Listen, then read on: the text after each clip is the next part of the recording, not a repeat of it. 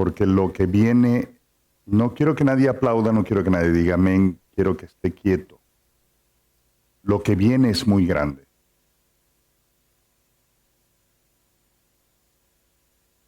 ¿Sabe? Nosotros estamos excesivamente, exageradamente acostumbrados a lo físico.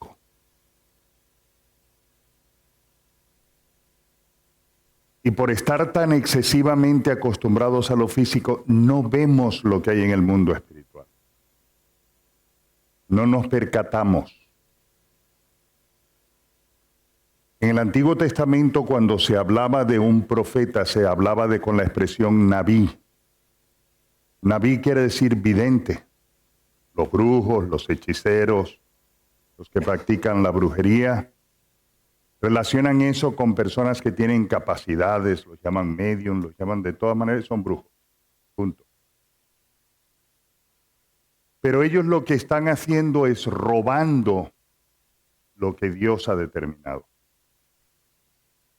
Y tristemente, escúcheme lo que digo, tristemente, muchas veces perdemos de vista lo sobrenatural por estar tan acostumbrados a lo natural, de tal manera que no podemos estar apercibidos. ¿Qué quiere decir apercibidos?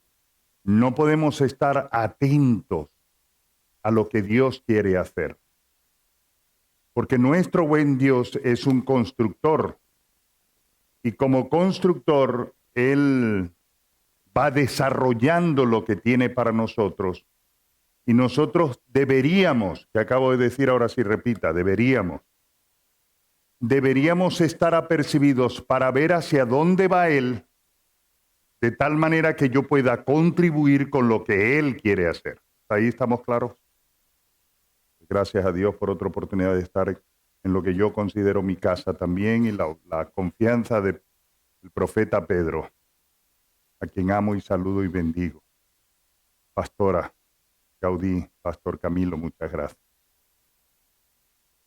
Cuando nosotros vivimos tan acostumbrados a lo natural, a lo físico, a lo que vemos, y no estamos apercibidos, podemos ser de tropiezo a lo que Dios quiere hacer. Porque Dios puede estar preparando todo hacia el norte y yo camino hacia el sur porque creo que es lo que más me conviene. ¿Está oyendo? Y nosotros necesitamos pedirle al Señor que nos ayude a que nuestros ojos espirituales se abran para poder entender no solamente su palabra, sino para poder entender su propósito. Y no solamente su propósito, sino para caminar conforme a ese propósito, porque eso es lo que Dios quiere.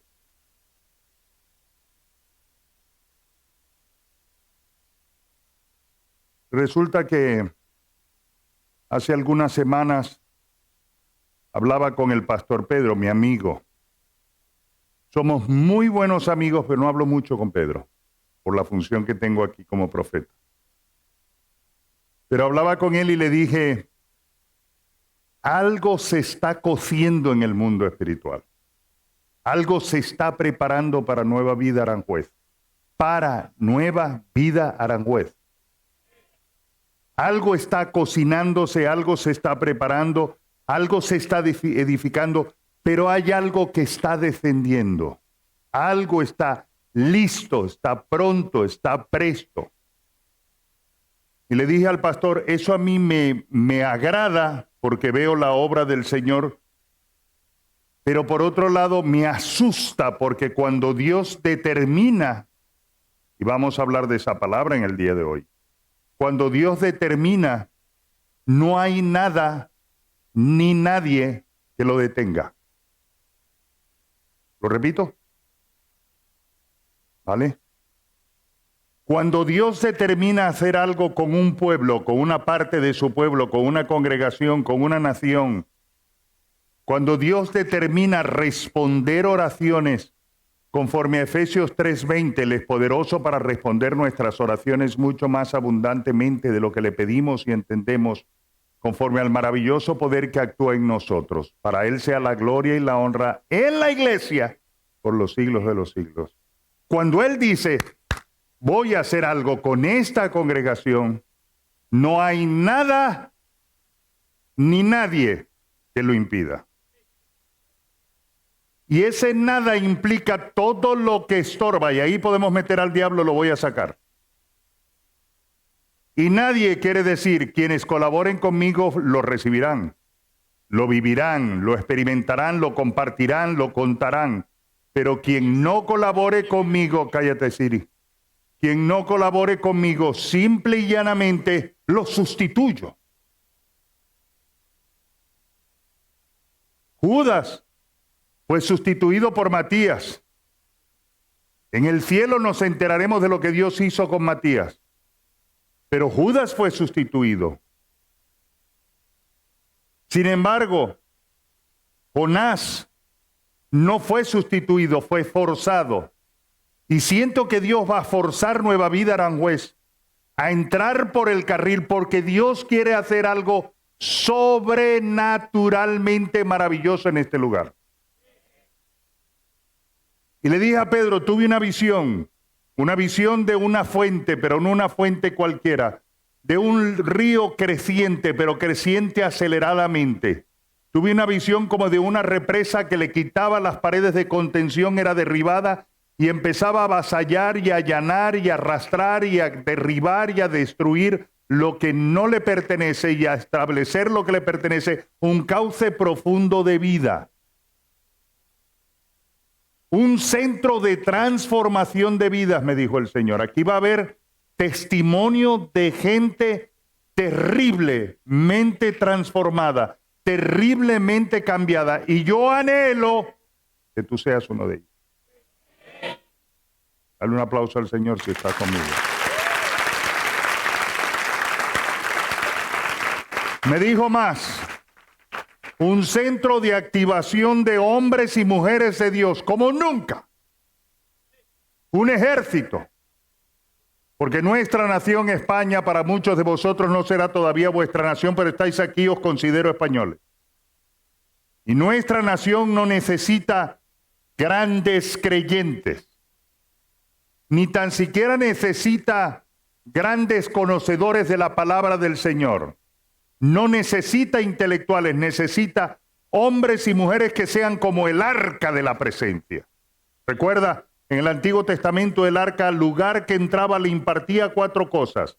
Le impartía liberación porque Dios estaba en el lugar. Le impartía salvación porque Dios estaba en el lugar. Le impartía sanidad porque Dios estaba en el lugar. Le impartía nada más y nada menos que prosperidad porque Dios estaba en el lugar. Obed-edom recibió esa promesa y no voy a entrar en el tema porque es tan apasionante que me puedo quedar en él. Pero Dios me dijo, ¿te acuerdas de Brownsville? Algunos de vosotros no tienen ni idea de lo que fue Brownsville, ni tan siquiera lo que fue la iglesia de Toronto. La iglesia de Toronto, la iglesia de Brownsville, desató un avivamiento en los Estados Unidos donde 5 millones de personas llegaron a conocer a Cristo como Señor y Salvador personal que se pudieran contar. Yo tengo un amigo que fue a Brownsville en una oportunidad hace muchos años y él dice que pasó por el frente, a los pastores los mandaban a ir por una puerta trasera porque era tanta la presencia del Señor en el lugar que si dejaban que entraran los pastores algo podía pasar. Entonces dejaban entrar a los creyentes por una puerta y los pastores lo mandaban por otro lugar. Y dice que uno de los pastores, el amigo que yo conocía, cuando pasó y atravesó por frente del altar, como decir aquí que caminara por el frente para sentarse en la silla de pastores, cayó tomado por el Espíritu Santo y no se enteró de más nada. La gloria del Señor se va a manifestar en este lugar. Sí, dale un aplauso al Rey.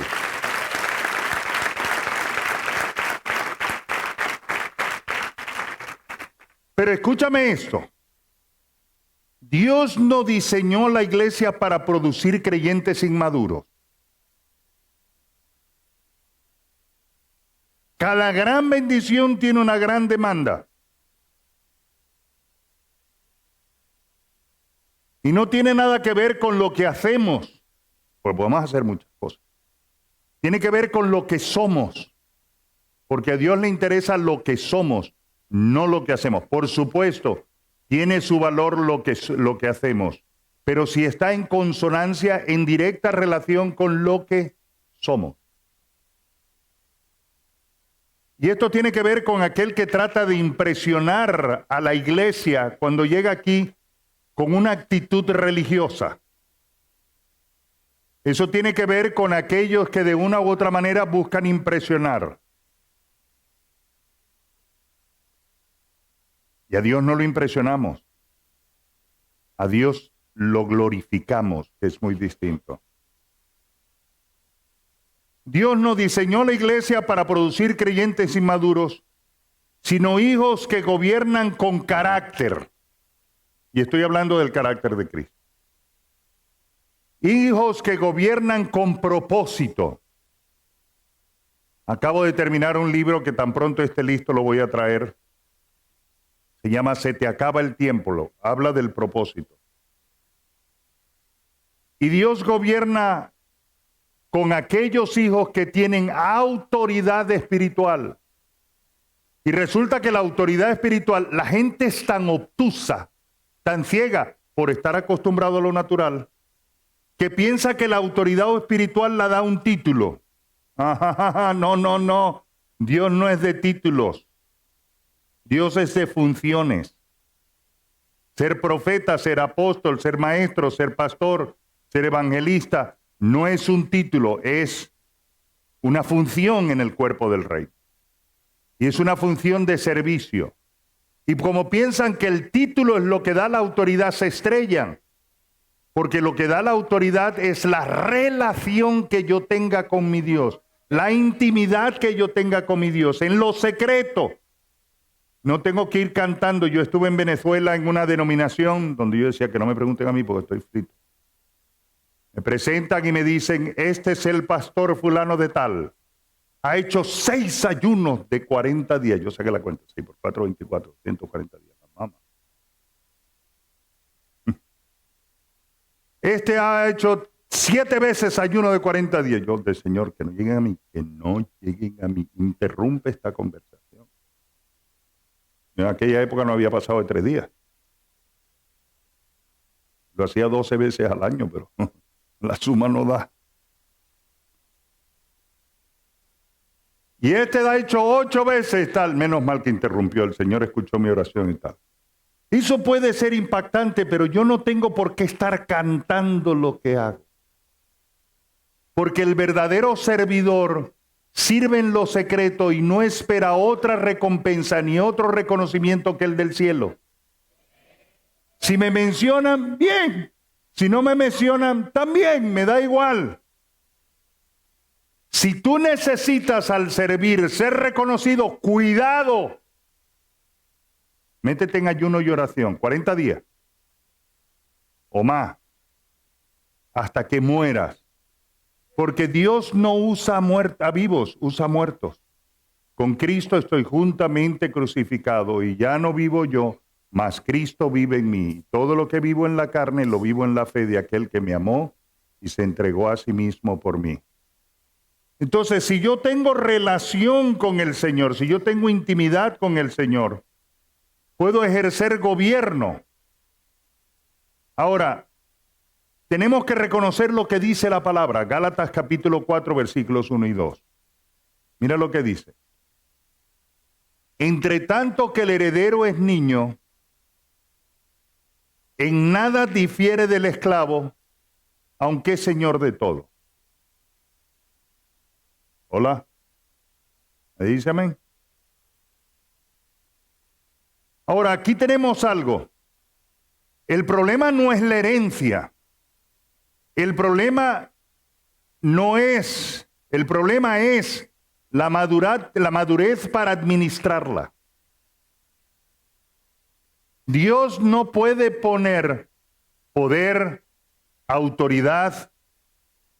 Dios no puede portar su presencia a través de simplemente cualquier persona. Es cierto, Él está con nosotros. Es cierto, somos morada del Espíritu Santo. Pero la manifestación de esa expresión del Espíritu de Dios, el que Dios nos pueda usar en una forma poderosa, depende de cuánto estoy yo rendido al Señor. Si yo estoy rendido mucho al Señor, si estoy muerto, Dios te usará poderosamente sin título para la gloria de su nombre. El problema es que como estamos acostumbrados a lo que vemos, queremos ser visibles. Pero a mí me interesa ser más invisible para que no se me vea a mí, sino que Cristo sea el que se refleje a través de mi vida. ¿Está oyendo? Y eso requiere madurez. Eso requiere haber muerto.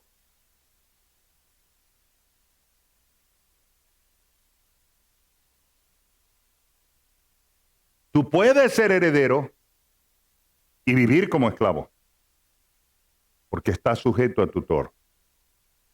¿Por qué la inmadurez limita el acceso a lo que ya te pertenece? Si es mío. Porque la inmadurez espiritual es escucha bien esto que me dio el Señor. La inmadurez, esto no lo vas a leer en ninguna parte, esto es un concepto que me dio el Señor esta mañana. La inmadurez espiritual es la disposición constante a conocer intelectualmente la palabra de Dios sin someterse a ella. Por eso es que tenemos grandes eruditos en algunas congregaciones. ¿Por qué tiene miedo? Miedo. No sabes de dónde vengo, chaval. Miedo. Y le dije, no. Lo que pasa es que la palabra de Dios me dice que yo no sea contencioso. Y tú, cada vez que traes un versículo, lo que quieres es contender y demostrar que tú sabes mejor que las demás personas. Y yo no voy a contribuir con eso. Tenemos personas con constante habilidad para conocer la palabra de Dios sin someterse a ella, permitiendo que las emociones, la conveniencia o la presión externa determinen las decisiones en lugar de una fe obediente y transformadora. Hoy tienes que determinar pasar de una fe conveniente a una fe obediente. ¿Está conmigo? Una fe conveniente a una fe obediente. La inmadurez retrasa el cumplimiento del propósito. ¿Sabes por qué? Porque el texto es claro. El heredero lo tiene todo, pero no puede administrar si no ha madurado. ¿Cuál es nuestra herencia espiritual? Tenemos promesas de Dios, dones, unción, propósito, autoridad, ministerio, relación con Él, la palabra del Espíritu Santo, casi nada. Yo he dejado de estarle pidiendo cosas al Señor y pidiendo su presencia, porque si tengo su presencia, tengo todo.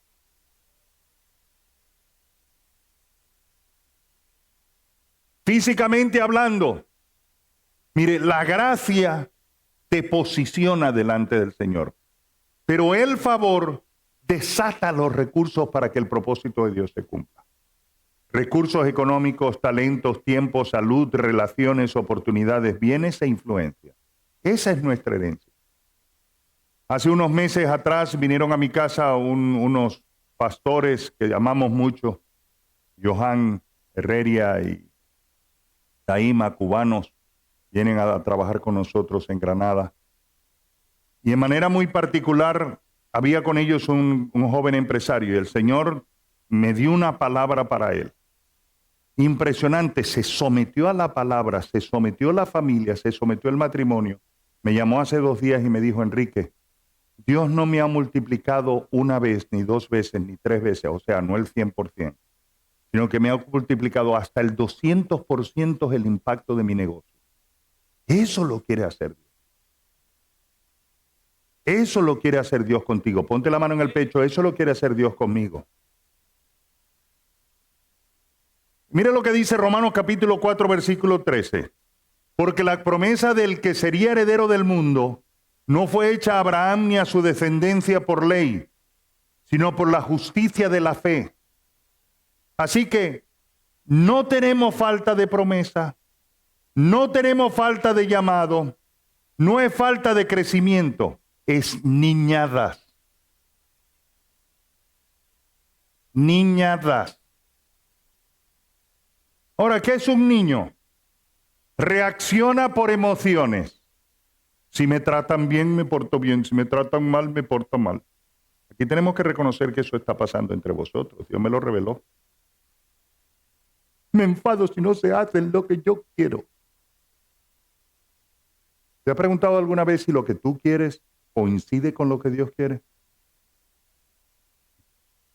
Busca reconocimiento. Es que yo soy líder. Mira, el día que un líder dice yo soy líder, ya se olvidaron que era líder. Si yo necesito decir que soy pastor, es porque he dejado de serlo. No me he comportado como tal. Mire, un niño se ofende con facilidad. No te hablo más. No me diste el caramelo. Ahora no te voy a hablar más. No te quiero. No puede ser niño. Hay gente que quiere toda la gloria del Señor, pero te la puede confiar Dios mientras eres niño. Un hijo maduro responde con dominio propio. Sirve sin buscar aplauso. Y yo tengo títulos. Soy obispo para África. Soy apóstol en América Latina y en Estados Unidos. Soy profeta. Ya me digo algo, como me llame. Yo soy Enrique. Siempre y cuando me respeten, no tengo absolutamente ningún problema. Un hijo maduro permanece firme en procesos. Hermano, mire, yo me voy a poner de pie para decirle algo. He llegado a un estado en la vida, y esto no es prepotencia, es determinación, donde no hay nada, no hay demonio, ni principado, ni potestad, ni ninguna cosa diabólica que me separe a mí del Señor. Estoy consciente de mi humana debilidad, soy imperfecto. Pregúntele a mi mujer, gloria a Dios no vino.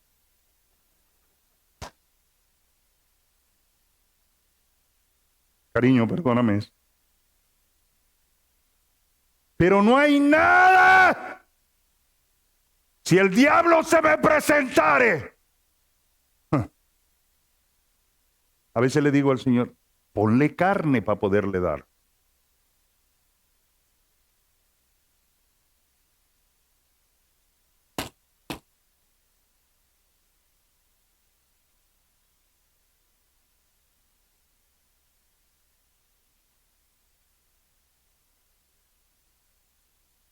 Pero muchos de vosotros sois víctimas del diablo. Porque vuestras emociones no están rendidas al Señor. Porque decís que tenéis una relación con el Espíritu de Dios, pero cuando hay presión estáis rendidos al espíritu de la carne.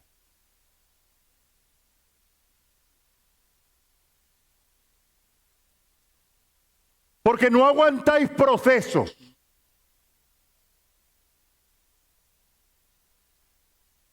Si yo te contara los míos, si el pastor Pedro te contara los de él,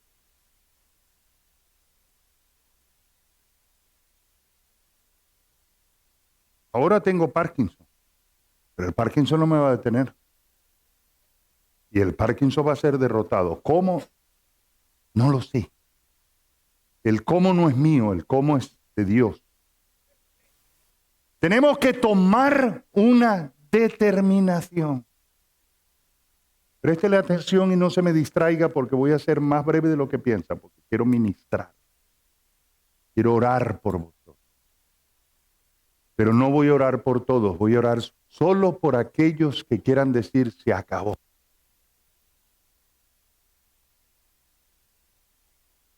Me ofendieron. La Biblia dice, el sabio pasa por alta la ofensa. Yo crecí con ese versículo. Es que mi amigo, Proverbios capítulo 17 dice, el que encubre la falta quiere amistad.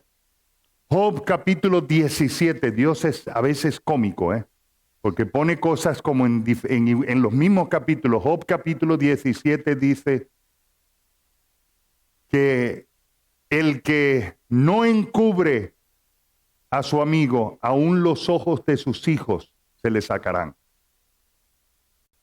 Por eso vemos, hay tanto chisme dentro del pueblo del Señor en la casa, hablando incluso de los hijos de un pastor y de los amigos, que evidentemente tenemos el problema de que hasta los ojos de los hijos se le han sacado porque no pueden ver las cosas espirituales.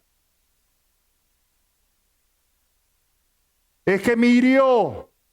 ¿Y cuánto hemos herido a Jesucristo? Es que me cuesta perdonar, pero Cristo sí te tiene que perdonar. Escúchame esto.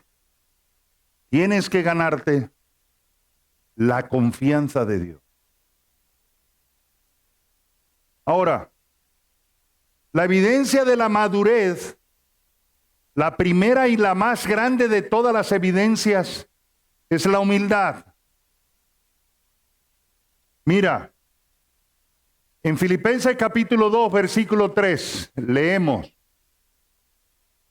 nada hagáis por contienda o por vanagloria. Nada. ¿Qué dice?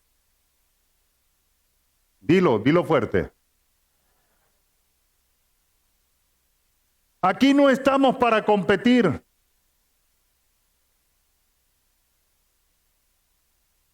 Nada hagáis por contienda o por vanagloria. Antes bien, ¿con qué? Dígalo fuerte. Estimando cada uno a los demás como superiores a él mismo. Ajá. Yo trato a Pedro como superior a mí, pero yo honro a Pedro. Lo considero superior a mí, lo trato como superior a mí. Solo una persona que ha muerto al ego, que ama y valora a las personas como Cristo las ama y las valora, se alinea con el carácter de Cristo y ve a las personas como superiores a sí mismos. Lo cual quiere decir objeto de su servicio. Y donde hay humildad, hay gobierno espiritual. Dios establece estándares para los que crecen. Primera de Timoteo capítulo 3, Tito capítulo 1, se nos muestra el perfil de un hombre maduro. Dice: irreprensible, sobrio, prudente, amable, no arrogante, no iracundo, amante del bien. Y esto no es solo de líderes, porque alguien podría ir a estos pasajes y decirme: estas son las cualidades de un obispo, de alguien que sirve, de alguien que es pastor en la iglesia. Sí, es cierto, pero son las cualidades para los obispos, para que el pueblo los imite y todos seamos con este carácter. Dios no unge talento sin procesar. Pero usualmente, normalmente hay dos cosas que usa Dios para procesarnos: circunstancias y hombres. Por eso dice: obedeced a vuestros pastores. Y esto quiere decir líderes. Y he aprendido que incluso mis defectos los usa el Señor para formar a una persona. Si no somos capaces de amar a Dios, de amar a mi hermano a quien veo, ¿cómo puedo decir que amo a mi hermano a quien no, a Dios a quien no veo? Ese es un principio. Si no soy capaz de obedecer o de amar a mi pastor, a mi líder, a la persona que me discipula, ¿cómo puedo decir que soy capaz de obedecer al Señor? Es imposible. Ahora, también lo que aborreces revela tu nivel de crecimiento. Proverbios capítulo 6, 16 al 19, declara lo que Dios aborrece: ojos altivos, lengua mentirosa, manos derramadoras de sangre inocente, corazón que maquina pensamientos inicuos y el que siembra discordia. ¿Sabe cuál fluye más en la iglesia? El que siembra discordia. Falta de identidad, falta de relación con el Señor, falta de trato de Dios para que mi carácter sea moldeado. La madurez no es solo añadir buenas cosas. La madurez implica eliminar lo que le desagrada a Dios. Por lo tanto, termino con esto. Vamos a ministrar. Tienes que determinar honrar a Dios con tu vida. Me encanta el original griego. Gracias a Dios manejo los idiomas. Pero Job capítulo 22, te lo di también, creo que sí. Job capítulo 22, versículo 28 dice: determinarás a sí mismo una cosa y te será firme, y sobre tus caminos resplandecerá luz. Ahora, resulta que determinar en griego es la palabra gazar. Y no tiene nada que ver con una decisión. Gazar, determinar, en griego quiere decir cortas, divides, separas. Lo vuelvo a repetir: cortas, divides, separas. Tú tienes que determinar en el día de hoy dejar de ser niño y comenzar a ser maduro. Y eso duele. Pero ya bastante le dolió a Cristo lo que él hizo. Cortar, dividir, aprender a someterte a las demás personas, buscarte personas que te ayuden, no que te mimen. A mí el que me viene con mucho mimo, cuídate del agua mansa, que de la brava me cuido yo.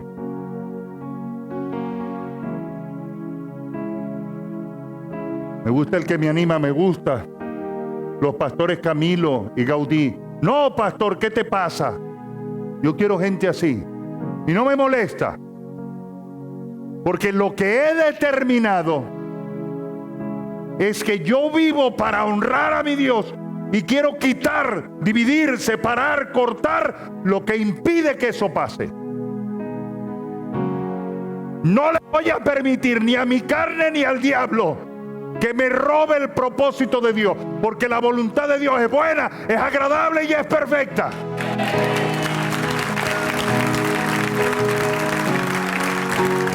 Y hay gente que me dice: ¿cómo te atreves a hablarle al diablo así? Y le digo yo: ¿cómo te atreves a no creerle a tu Dios? Mayor es el que está en mí que el que está en el mundo. Y Dios no dijo eso por casualidad. Dios no dijo eso para llenarte de gozo, de alegría. Dios te dijo eso para que lo creas y para que dejes de tener excusas. Ya basta de la carne, ya basta de las emociones, ya basta de los sentimientos, ya basta de niñadas, tonterías, idiotas. No puedes tratar a Dios así. Dios no es tu pana ni tu colega. Si no caminas en su propósito, Dios no puede acompañarte.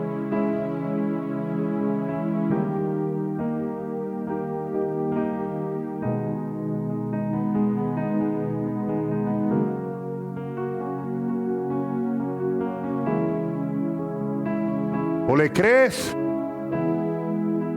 o no le crees. Una vez me atreví a decirle a una congregación esto: Dios te quiere bendecir, pero ¿y si no te bendijera, te vas? Pues vete de una vez, porque no nos pertenece. Porque Dios no está obligado a bendecirnos, ya nos ha dado mucho. ¿Qué más tiene que darte Dios? ¿Qué más tiene que darte Dios? Te dio a su único hijo. Murió por ti y por mí en la cruz del Calvario. ¿Qué más quieres?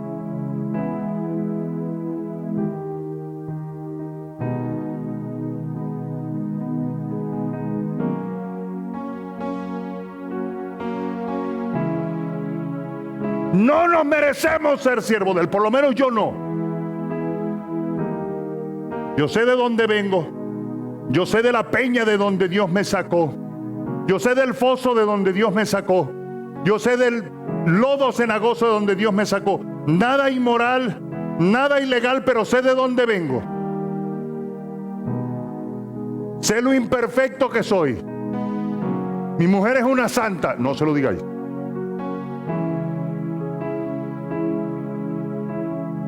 Hace 30 años, más de 30 años, yo era un hombre arrogante, prepotente, altivo, soberbio, calladito, astuto.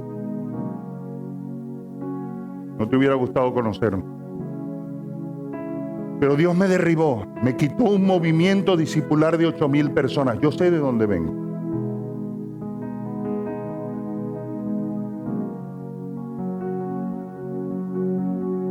Pero me dejó su presencia. No tengo las 8,000, pero tengo su presencia. Y sé la autoridad que porto. Y sé que el diablo me teme. Y sé que yo lo odio con todas mis fuerzas. Pero ¿hasta cuándo, iglesia? ¿Hasta cuándo? ¿Hasta cuándo eres víctima de las emociones? ¿Cuándo te vas a someter? ¿Cuándo te vas a rendir? Escúchame, vuelvo al principio. Dios va a hacer algo en esta iglesia muy grande.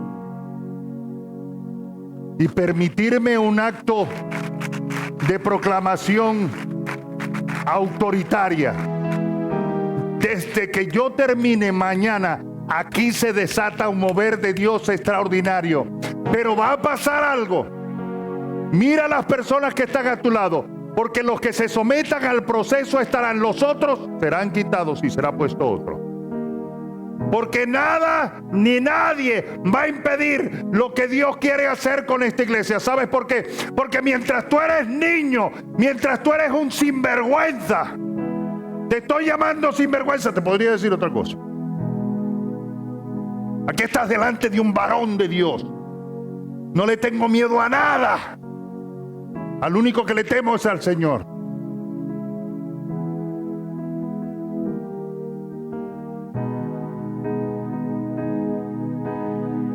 Pero debo decirte esto.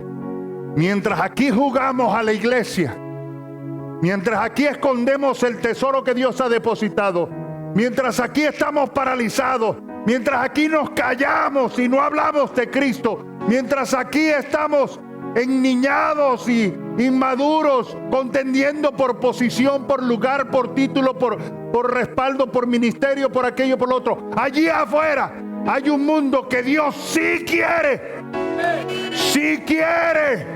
salvar. Ahora te unes al propósito de Dios.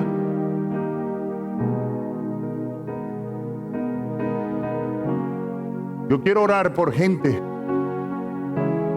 que determina, divide.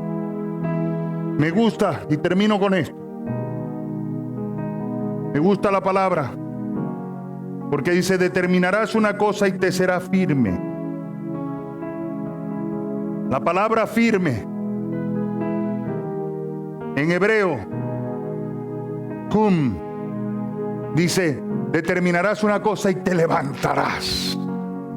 ¿Cuándo va a ser el día en que tú te levantes? Escúchame, si tú determinas hoy, lo siento. Si eres un cobarde, si eres una persona que te tomas a Dios a la ligera, viniste en el peor de todos los momentos. Si estás aquí porque te gusta esta iglesia, pero no para comprometerte, te vas a ir. Mañana mismo no vas a querer venir y mañana hay una palabra, Dios mío.